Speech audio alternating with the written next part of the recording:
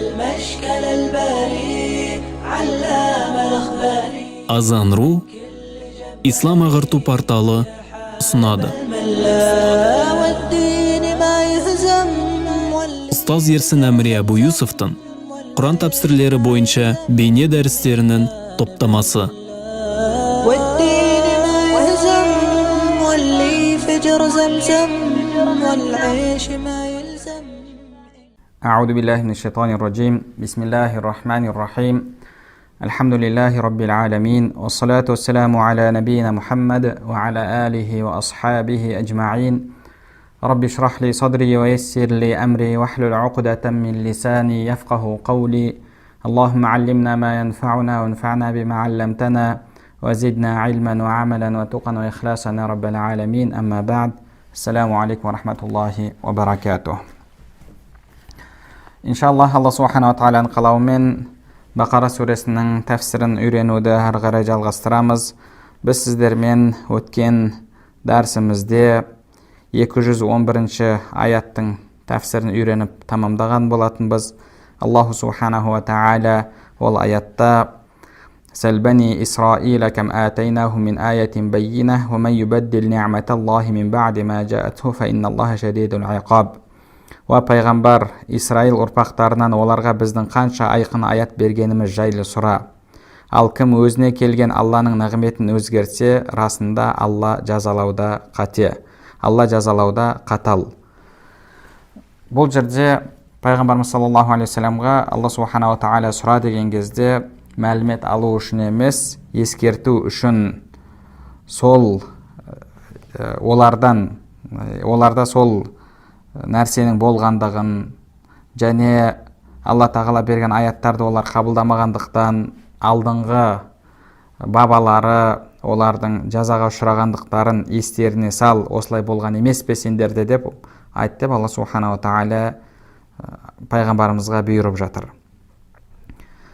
Және Алла Субханаху ва Тағала айтып жатыр, кімде-кім Алланың нығметін өзгертетін болса дейді, яғни Алланың жіберген ақиқат дінін өзгертіп бұрмалайтын болса, Алла Субханаху ва Тағала жазалауда қатал дейді.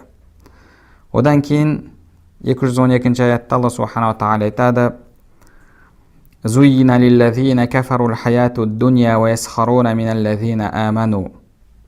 Валлазина аттақау фауқахум яумал қияма, валлаху ярзуқу ман яшау биғайри хисаб». Кәпірлер үшін дүние тіршілігі көркем етілді.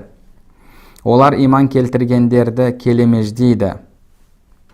Ал тақуа болғандары қиямет күні олардан жоғары. Һәм Алла қалағанына қисапсыз рызық береді.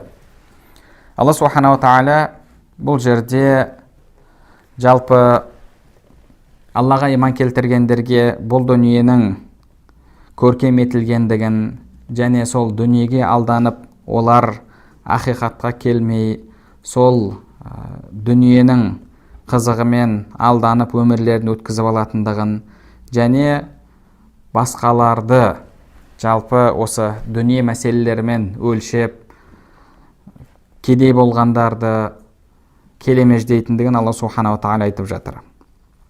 Зуйина лиллазина кафарул хаяту дунья. Аллаға иман келтірмегендерге бұл дүние көркем етілді дейді. وَيَسْخَرُونَ مِنَ الَّذِينَ آمَنُوا. Және олар иман келтіргендерді келемеждейді дейді. Бұл аяттың тәфсірінде ғұламаларымыз жалпы бұл аяттар мүшрик кәпірлерге қатысты дейді. Екінші бір ғұламалар жоқ, бұл яһудилердің арасынан болған пәленше түгенше деген адамдарға қатысты дейді. Яғни жалпы бұл мәселеде ғұламаларымыз екі риуаятты келтіреді. Бір риуаятта Ибн Аббас радиаллаху анхумадан келеді бұл риуаят, және басқа да тәфсір ғалымдар риуаят еткен Әбу Джахл және басқа да Қурайштың басшыларына қатысты түскен дейді. Олар Абдулла ибн Мас'уд, Аммар, Хаббаб және Амир ибн Фухайра тағы да басқа да кедей сахабалардың үстерінен келемеждеп күлетін дейді.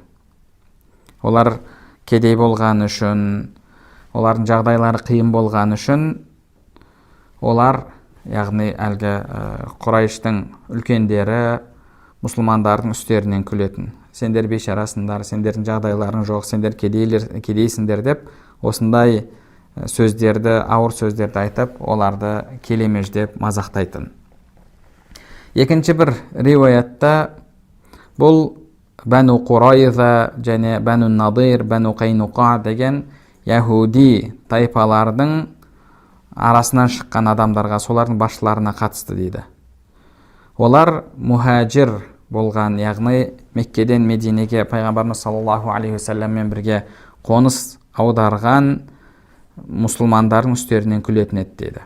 Олар елдерінен қуылды, жерлерінен қуылды, дүние мал мүліктерінен айырылды, осылай бейшара болып қалды деп айтатын дейді.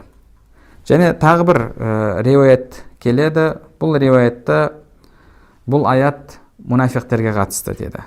Абдулла ибн Убай бин Салул және соның төңірегіндегі адамдарға қатысты дейді. Олар мухаджир мұсылмандардың үстерінен күлетін еді дейді. Яғни жалпы алғанда бұл кәпірлерге қатысты.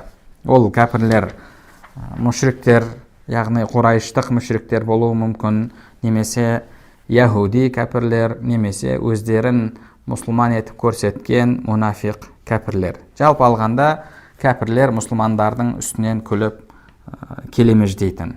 Не үшін? Өйткені олар, яғни әлгі мұсылман кейбір сахабалар кедей болатын, жағдайлар қиын болатын, ал мына басшылардың, яғни Құрайыштың басшыларының, яһудилердің басшыларының және мұнафиқтердің басшыларының жағдайлары жақсы. Сол үшін олар кедей мұсылмандарды келемеждеп мазақтайтын.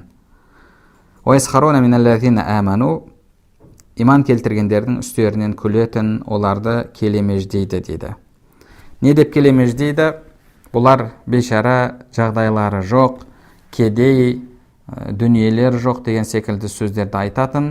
Және сондай-ақ келемеждеулерінің тағы бір себебі, бұлар пайғамбар үшін, Мұхаммед үшін, осы дін үшін дүниелерінен айырылды, кедей болып қалды, Меккеде дүниелерін тастап Мединеге еш нәрсесіз көшіп кетті, сонша дүниелерінен болмайтын нәрсе үшін бас тартып жатыр, бұлар ақыл естері орнында емес деген секілді осындай сөздерді айтатын.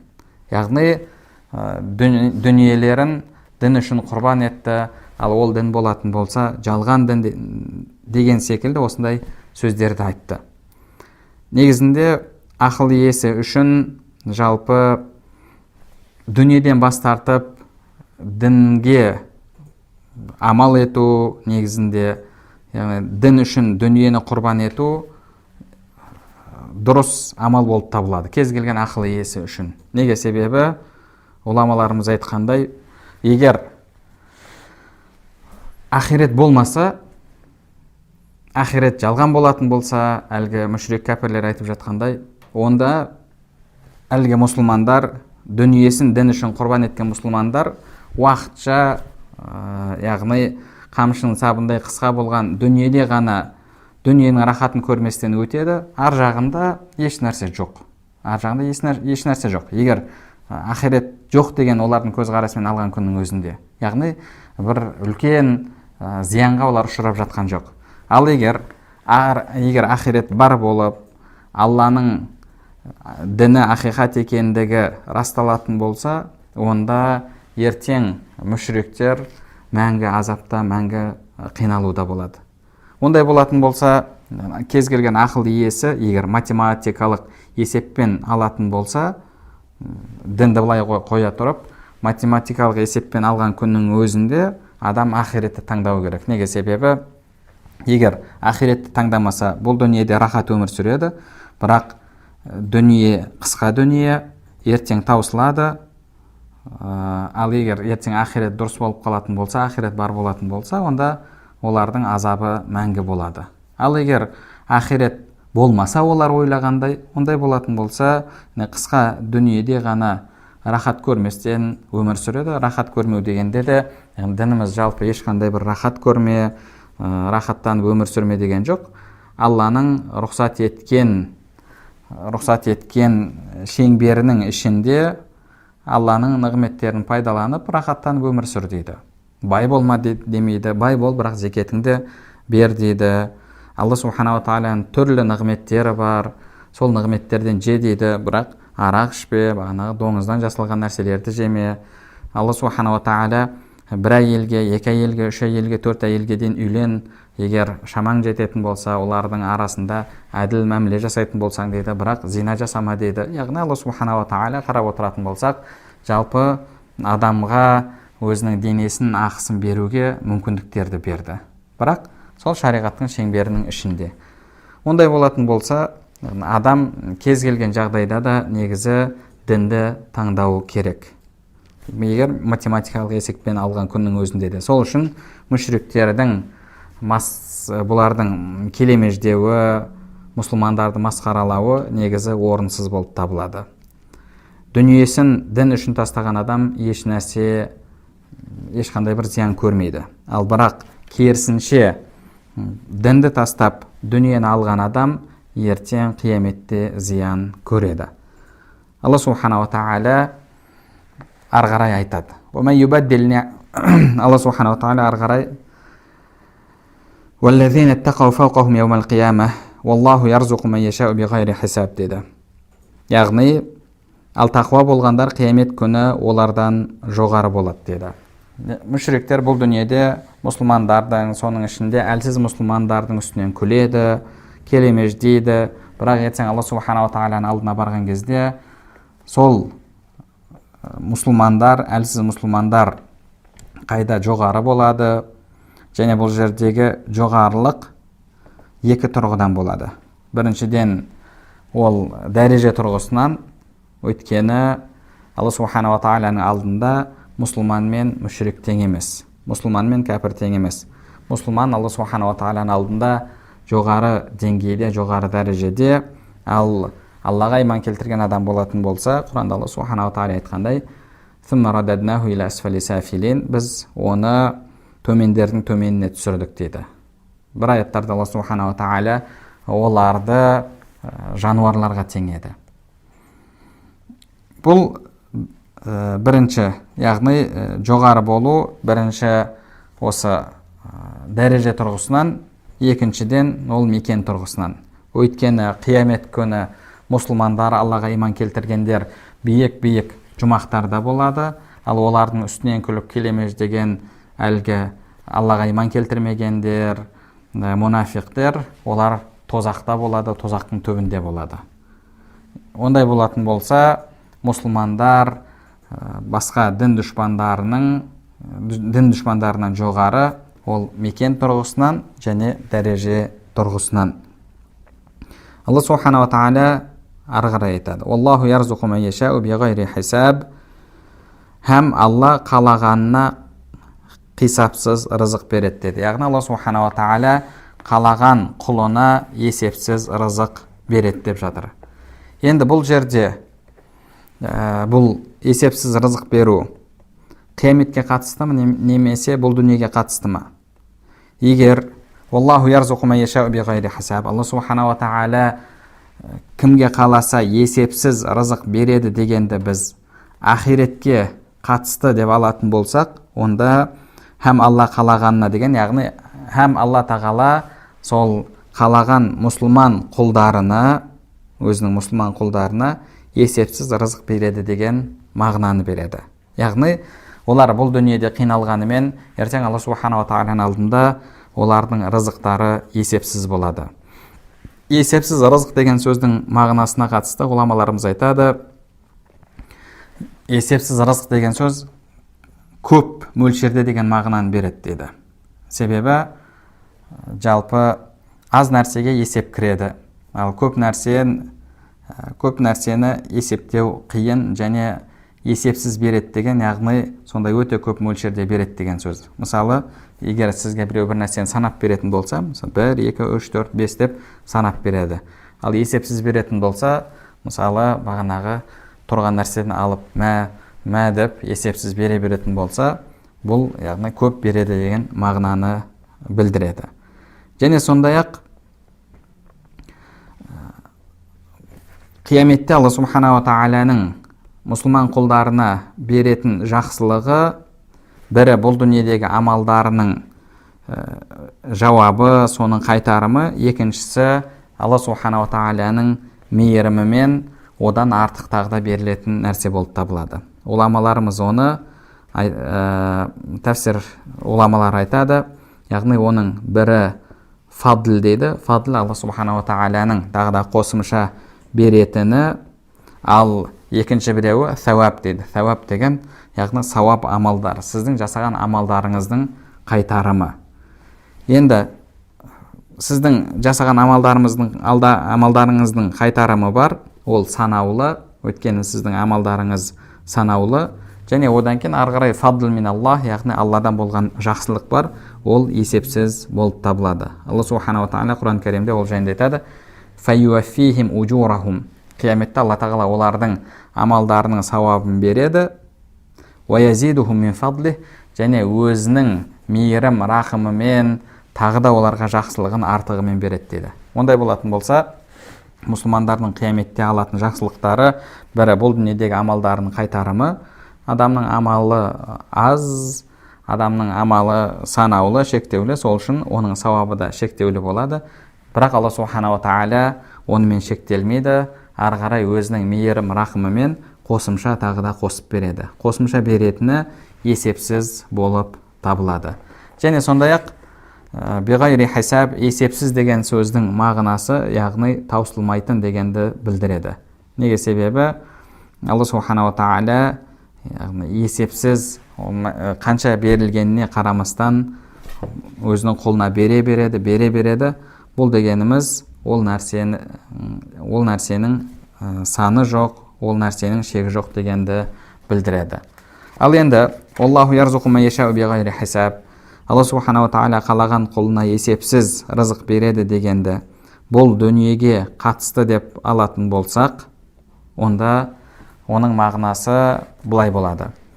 Бірінші мағынасы, яғни Алла субханала тағала бұл дүниеде адамдардың рызықтарын әртүрлі етті.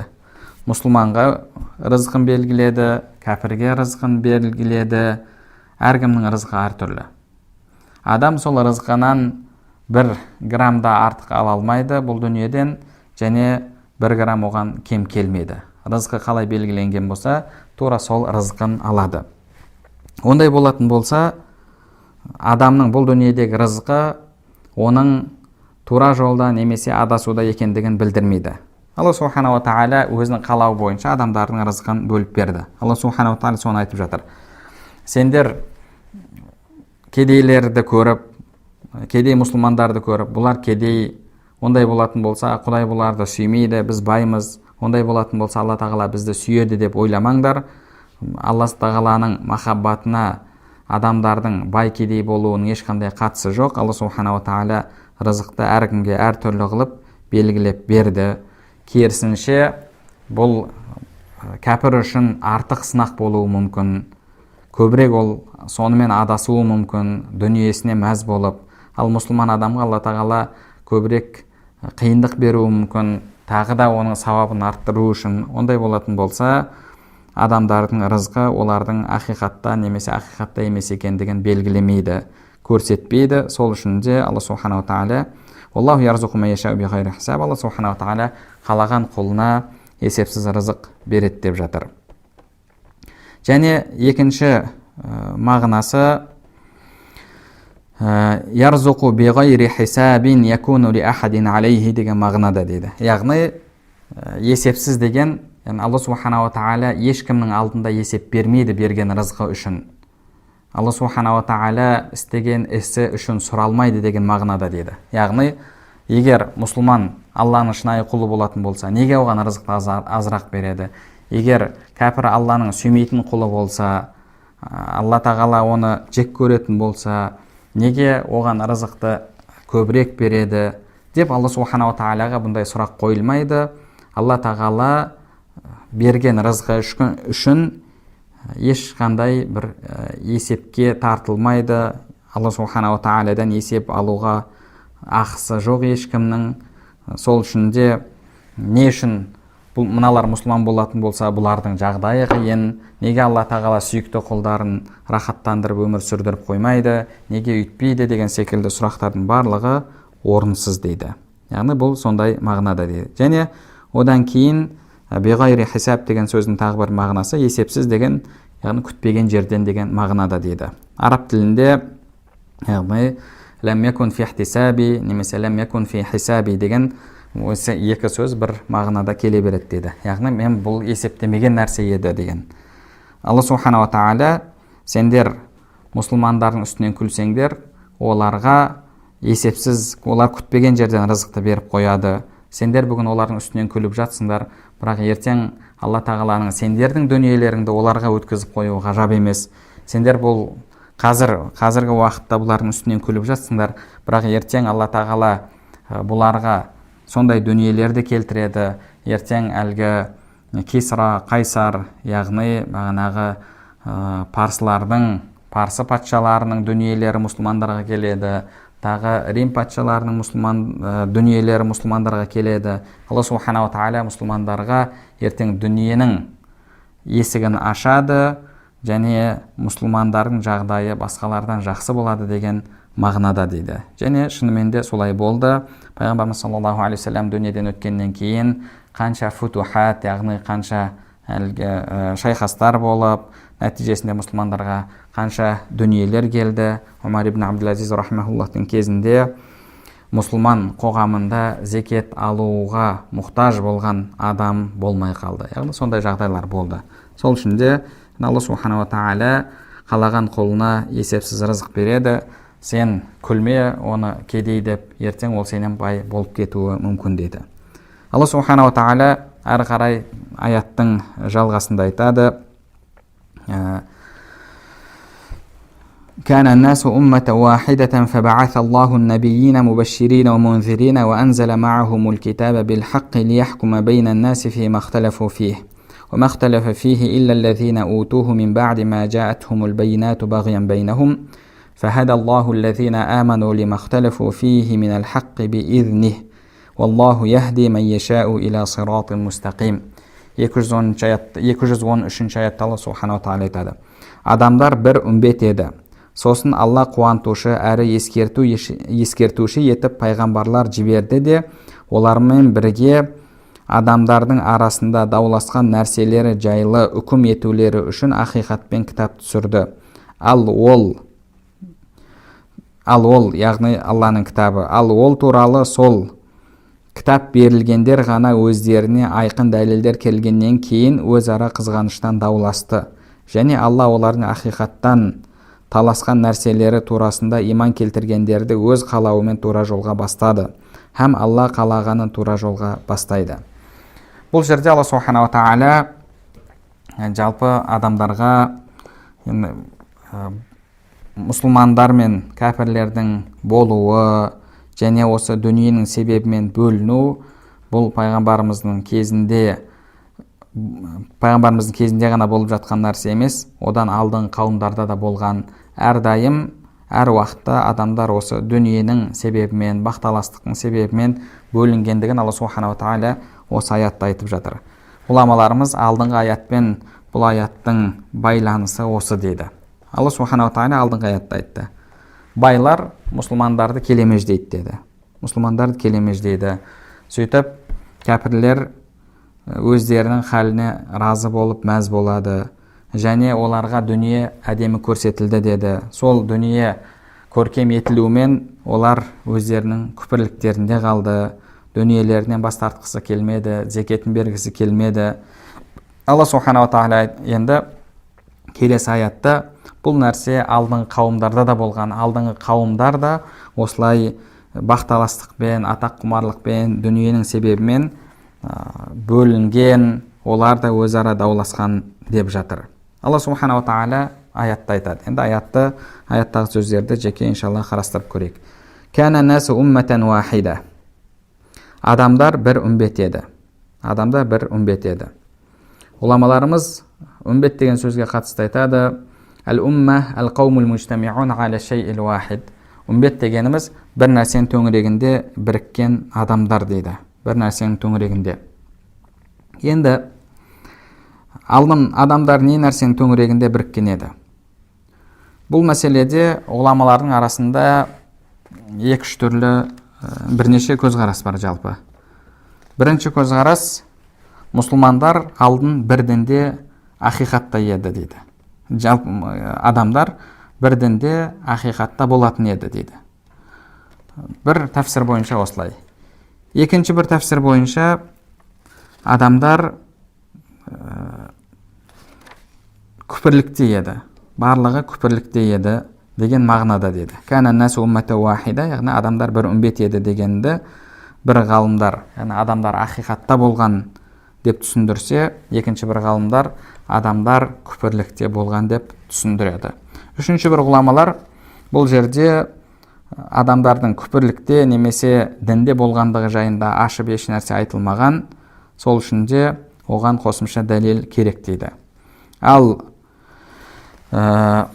кейбір ғалымдар бұл жерде кәна нәсу уммата уахида, адамдар бір үмбет еді, бір дінде еді деген бұл әхлул китаб, кітап иелеріне қатысты дейді. Өйткені аяттарда, яғни бұл алдыңғы аяттарды қарайтын болса, бұл аяттан алдыңғы кітап иелеріне қатысты дейді. Мысалы, бағана я аyyuhallazina аману духулу фи силми каффа, иман келтіргендер исламға толық кіріңдер дегенде, ол кейбір ғұламалар бұл әлгі яһудилерден болған сахабаларға қатысты деген еді. Одан кейін фа ин залалтум, сендер ақиқат келгеннен кейін ақиқаттан ауытқысаңдар деген, бұл да яһудилерге қатысты деген. Яғни алдыңғы аяттарды қарайтын болсақ, кітап иелеріне қатысты. Ондай болатын болса, мынау да кітап иелеріне қатысты деді. Кейбір ғұламалар осындай көзқарасты айтады.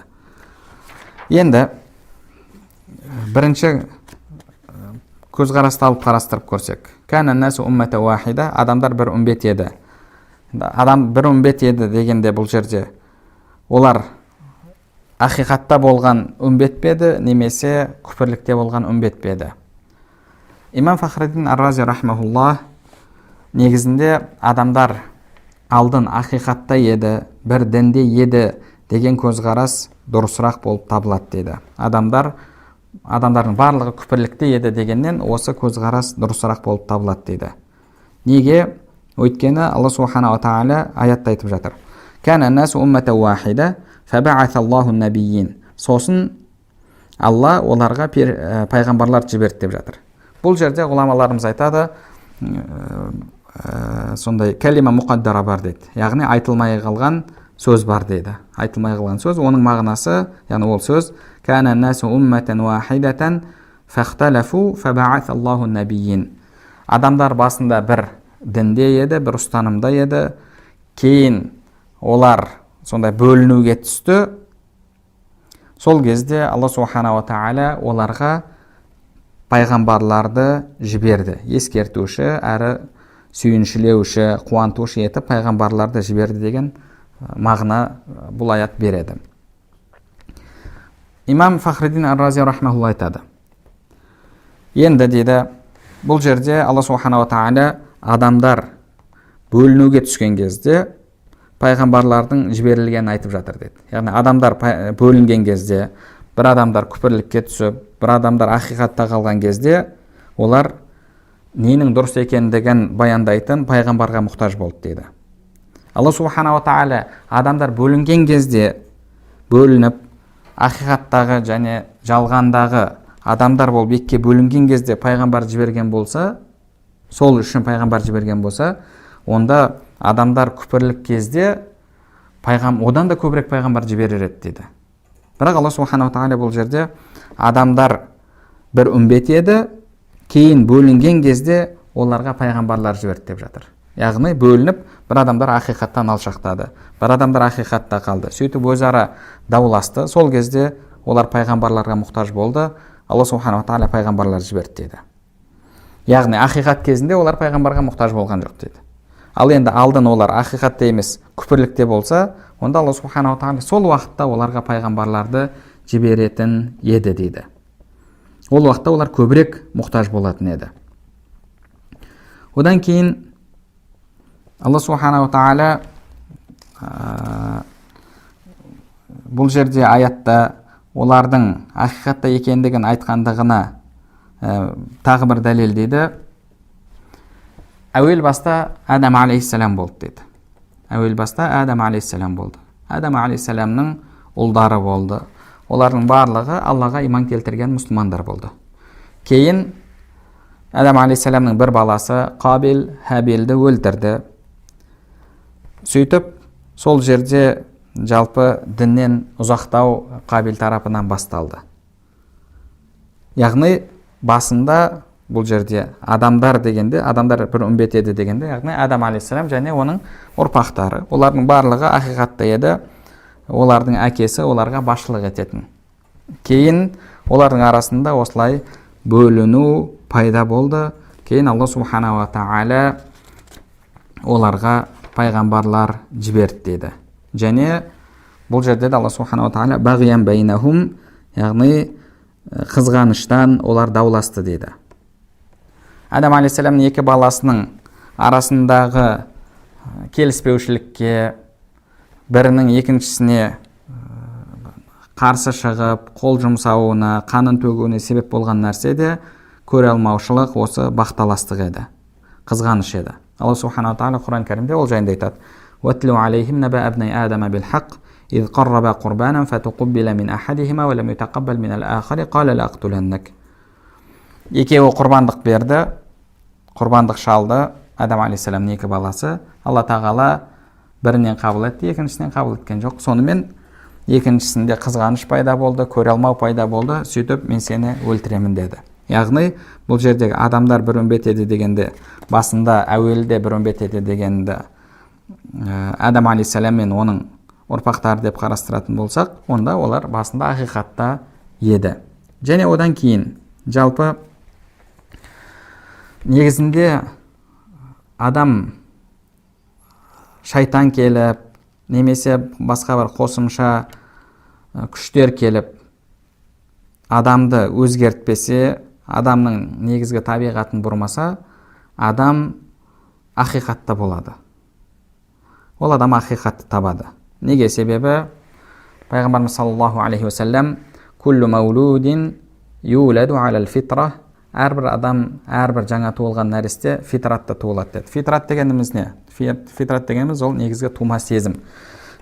Уламаларымыз фитра сөзінің мағынасында, яғни мухайяан лил ислам, исламға, ақиқатқа бейім болып туылады деді. Исламға, ақиқатқа бейім болып туылады. Алла субханала ва тағала адамның жанына дінді жақын етті. Адамның жанына ақиқатты жақын етті. Сол үшін де адам табиғаты бұзылмай тұрған кезде ол мейірімді, ол мысалы ұрлықты жақсы көрмейді, ол жалған сөйлегенді жақсы көрмейді, ол адам өлтіргенді жақсы көрмейді. Бұның барлығы адамның негізгі табиғатына жат нәрселер. Сол үшін де бірінші мәрте адам өлтіріп жатқан адам қиналады. Басында қиналады. Екінші рет өлтіргенде қиналады, үшінші рет өлтіргенде қиналады. Кейін табиғаты бұзылып, адам өлтіру ол үшін үйреншікті нәрсе болып қалады. Бірақ басында ол қиналды. Неге? Себебі бұл оған жат нәрсе. Оның негізгі табиғатына жат нәрсе. Мысалы, ұрлық жасады. Біреудің дүниесін ұрлап алды. Басында қиналады. Әлгі дүниесі ұрланған адамға жаны ашиды. Неге? Өйткені ұрлау, біреудің мүлкіне қол сұғу адамның негізгі табиғатына жат нәрсе. Ондай болатын болса, адамның негізгі табиғаты ақиқатты қабылдауға бейім. Ақиқатты қабылдауға бейім, және егер сол әлгі тума сезімін тыңдап ол ары қарай өсетін болса, міндетті түрде ақиқатқа келеді. Яғни адамның табиғатында ақиқатқа келу деген ол негізгі сипат. Ал басқа жаққа қарай бұрылу деген ол екінші кезектегі нәрсе болады. Пайғамбарымыз саллаллаху алейхи ва саллям сол үшін айтты: «Фаабаваху юхавиданихи ва юнассаранихи ва юмаджисани». Кейін әке шешесі оны яхуди қылады, немесе христиан қылады, немесе мәжуси қылады деді. Яғни әке шешесі араласты тәрбиесіне, сөйтіп тәрбиесін бұзады. Немесе шайтан азғырады, немесе қоғам кері әсерін тигізеді. Сөйтіп ол негізгі табиғатынан ауытқиды. Ондай болатын болса, адамның негізгі табиғаты бұл ақиқатқа деген бейімділік. адамның негізгі табиғаты ақиқатқа дейін бейімділік болатын болса, онда адамдар басында, яғни сол ақиқатта болады. Кейін әлгі дүниеге деген қызығушылық, көре алмаушылық, басқа нәрселер келіп араласқан кезде олар адасады. Ондай болатын болса, адамдар басында бірдінде, яғни ақиқатта болды. Және сондай-ақ ғұламаларымыз осы мәселеге қатысты айтады, адам егер ақылын дұрыс істететін болса, жақсылап пікір жүргізетін болса, ол міндетті түрде ақиқатқа жетеді деді. Яғни оның негізгі тума сезім бар, тағы одан кейін егер ол пікір жүргізетін болса, пікірлейтін болса, пікірі де оны ақиқатқа алып келеді. Ғұламаларымыз пікірлеуді ақида кітаптарында ан-назар дейді. Ан-назар дегеніміз не? Яғни ақиқатты іздеу. Ақиқатты іздеу деген ол жалпы Алла субханала тағала адамға берген ақыл бар. Сол ақылда адам пайдаланып белгілі бір шешімдерді қабылдайды. Егер адам сол ақылды дұрыс істететін болса, ол міндетті түрде ақиқатқа жетеді деді. Ал енді келіп оны да бұзатын нәрсе ол екінші қосымша нәрсе дейді. Ондай болатын болса, яғни адамдар басында ақиқатта болды, кейін басқа нәрселер келіп оларды бұзды. Ол не? Әлгі дүниеге деген қызығушылық, тағы да басқа да нәрселер. Ондай болатын болса, яғни адамдар әуел баста ақиқатта еді. Ал енді кейбір ғұламалар кәнән нәсу уммата уахида, адамдар бір үмбет еді дегенде, яғни кәпір болған үмбет еді деп тәфсірлеген. Ибн Аббас радиаллаху анхумадан сондай риуаят келеді. Енді аллаху алям, ол риуаяттың қаншалықты дұрыстығын. Олар адамдар басында күпірлікте еді деді. Бұл жерде олар кім деген кезде Адам алейхиссаламнан кейінгі әлгі ұрпақтары күпірлікте болып кетті. Кейін Алла субханала тағала Нух алейхиссаламды жіберді дейді. Бірақ одан кейін тағы да сұрақ туындайды. Бірақ Нух алейхиссалам келуге дейін Шейх, тағы да басқа да сондай пайғамбарлар болды ғой. Қалайша енді деген кезде ол ғұламалар негізгі басым көпшілік күпірлікте еді, аз ғана адамдар мұсылман еді. Енді сол үшін де үкім негізгі басым көпшілікке беріледі. Басым көпшілік кәпір болса, онда олар кәпір еді деп айтылады деп осындай бір көзқарастарды айтады. Бірақ дұрысырағы адамдар басында ақиқат дінінде еді, кейін олар бөлінді. Кәпір, мұсылман болып осылай бөлінді. Алла субханала тағала адамдар бөлінген кезде фабаъаталлаху набийина мубашширин ва мунзирин, оларға ескертуші және қуантушы етіп пайғамбарларды жіберді, және оларға ақиқатпен кітап түсірді дейді. Ақиқат етіп кітаптар түсірді.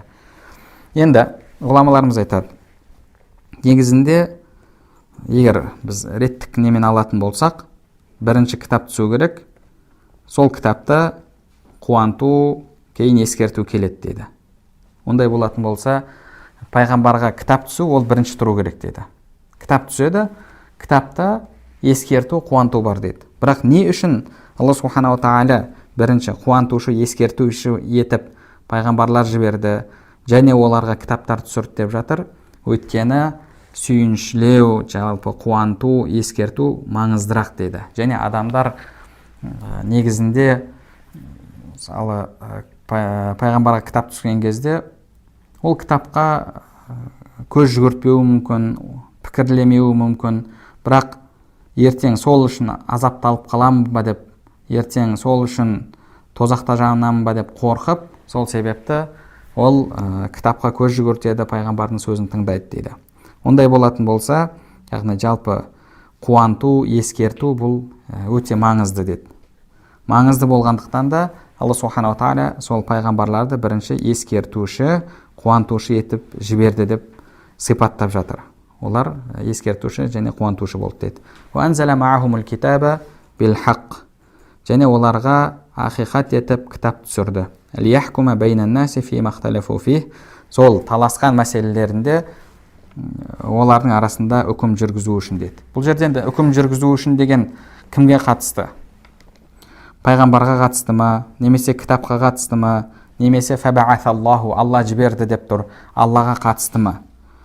Бұған қатысты яғни уламаларымыз айтады. Үшеуіне де бұл жерде яғни Алла үкім жүргізу үшін десек те болады, пайғамбар үкім жүргізу үшін десек те болады, және кітап үкім жүргізу үшін, төрелік ету үшін десек те болады дейді. Және әрқайсысына дәлел бар дейді. Себебі мысалы мына жерде уанзала маахумул китаба бил хаққи лияхкума байнан нас, Алла тағала оларға кітап түсірді адамдардың арасында төрелік ету үшін дейді. Енді бұл жерде кітап ең жақын дейді. Мынау фиалге лияхкума деген етістікке ең жақыны әл-китаб сөзі дейді. Ал араб тілінде ереже бар, жалпы әл-фаил яуду иля ақрабил мазкур, немесе ад-дамир яуду иля ақрабил мазкур дейді. Яғни жалпы ең жақын есімге қайтады деген ереже бар. Ондай болатын болса, кітап деп аламыз. Кітап деп алсақ, бұл жерде бұл әлбетте мәжази ауыспалы мағынасында болады. Себебі кітап төрелік етпейді, төрелік ететін негізінде Алла тағала, төреші Алла тағала. Біз мысалы кітапқа жүгінейік деген кезде, Құранға жүгінейік деген кезде, яғни бұл ауыспалы мағынадағы сөз болып табылады. Яғни Алланың үкіміне жүгінейік, төрелік етуші Алла тағала деген сөз. Ол Алла тағаланың кітабы болғандықтан да біз кітапқа жүгінейік дейміз. Бірақ негізінде кімге жүгінеміз? Алла тағалаға жүгінеміз. Яғни пайғамбар үкім ету үшін деген кезде де пайғамбар да Алла тағаланың атынан үкім етеді. Сол үшін де бұл жерде пайғамбар деген кезде пайғамбар Алланың үкімін жеткізуші. Енді Алла тағала үкім ету үшін дейтін болсақ, онда бұл тікелей мағынасында, себебі негізгі үкім етуші, төреші Алла тағала болып табылады.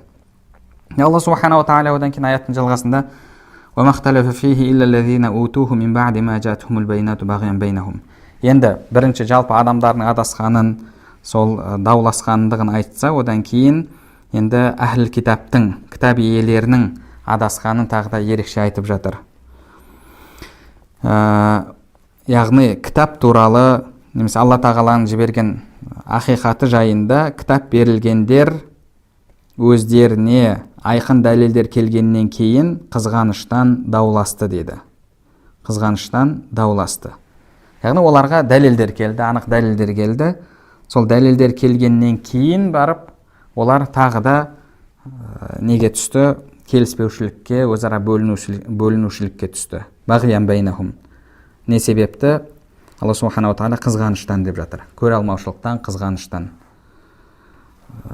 Бір адамдар дүниені қалады, мансапты қалады, сол үшін де яғни өзара бөліну пайда болды.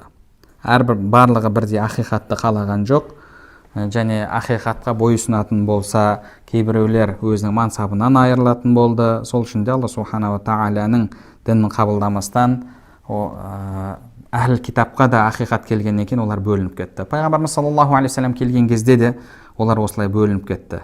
Неге? Себебі яһудилерден арабтарға сол пайғамбарлықтың өткенін қалаған жоқ. Біз деді, біз олардан артықпыз деді. Және одан кейін бағанағы өздерінің дінбасылары бар, оларға келіп тұратын дүниелер бар, соның барлығынан айырылғысы келмеді. Сол үшін де әхлі китап та, кітап иелері де оларға анық ақиқат келгеннен кейін дүниеге қызығып, қызғаныштан тағы да олар бөлініп кетті. Фахадаллаху аллазина аману лимахталафу фихи минал хаққи биизних.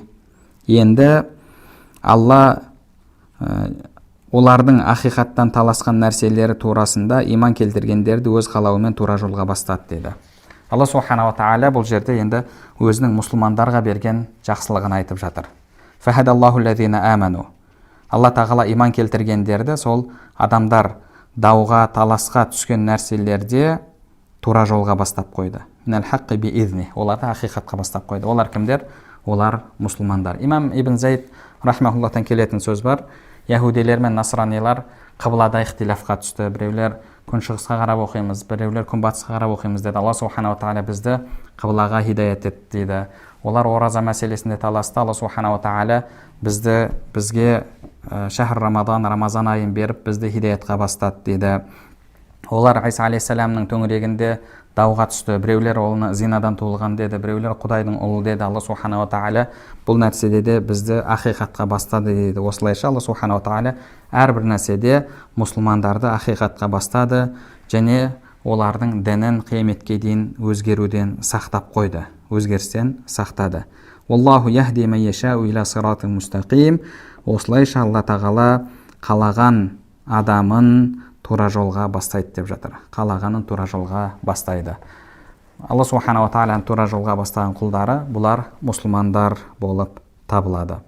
Алла субханала тағала бәрімізге пайдалы білім нәсіп етсін, білімдерімізге амал етуімізді, амалдарымыздың қабыл болуын нәсіп етсін. Субханакаллахумма бихамдика ашһаду ан ла илаха илля анта астағфирука ва атубу илейк.